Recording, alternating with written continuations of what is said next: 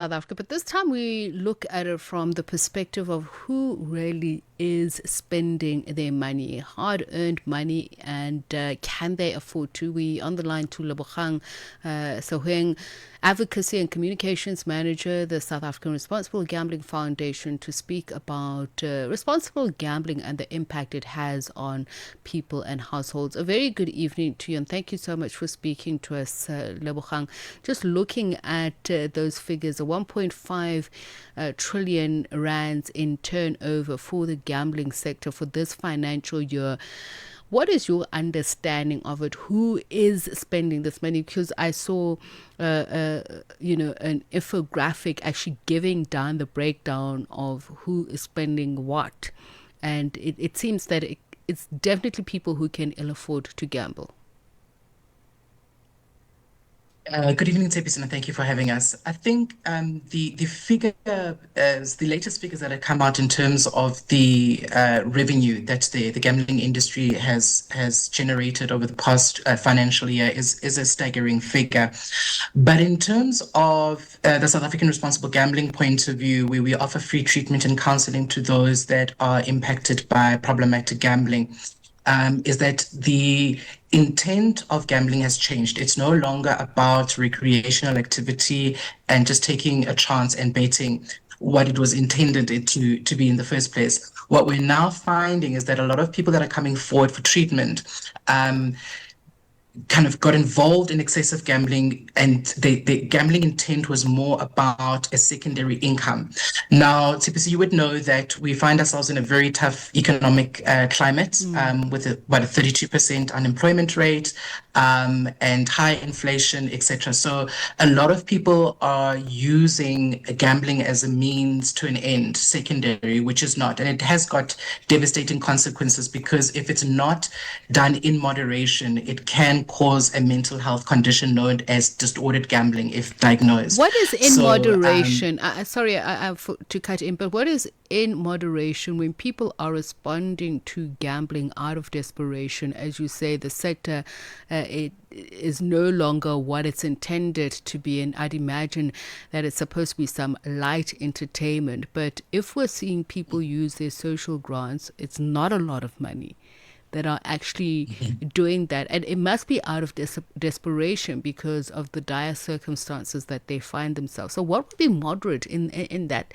case? Should there be not zero gambling with your social grant money? look, Tepisa, I mean, I guess we can't dictate what people do with their income and their money, whether it's social grants or Sure. whether you earn a salary or you're self-employed. I think what's important is gambling what you can afford to lose. And you can't really cap a figure to it. For somebody, 10 Rand might be too much. For somebody, 100,000 Rand might be too much. But it's being able to gamble what you can afford. And once you start gambling and betting with what you can't afford, and it disturbs your daily lifestyle and taking care of your day-to-day needs, then it becomes a problem. It is no longer gambling because you're not doing it for entertainment. You are now doing it to supplement your income, and that's not what its intention or was meant to be. And what we find with people who've come forward in terms of treatment and counseling is that it gets to a point where they would actually take their entire salary, they'd wait for the end of the month, take the entire salary and gamble and bet away with it, and then lose. And then they would then need to dig into their savings, into their credit cards, etc. And so what we're finding in the ecosystem, it's not only now only just affecting the individuals and the immediate household and family, it's now also impacting in the financial sector in terms of banks because people aren't able to then repay their financial commitments. And as we know that issues of problematic gambling come with issues of debt.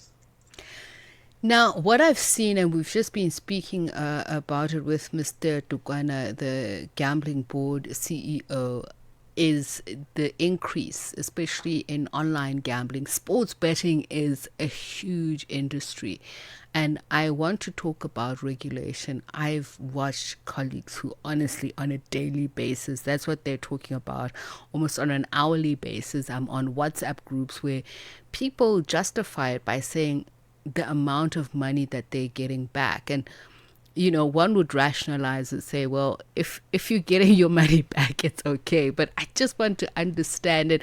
I'm not a big gambler. I don't even really understand gambling. So if you could just break it down for me, what are the major triggers? How do people understand what they're doing, and the cycle of the mental health effect?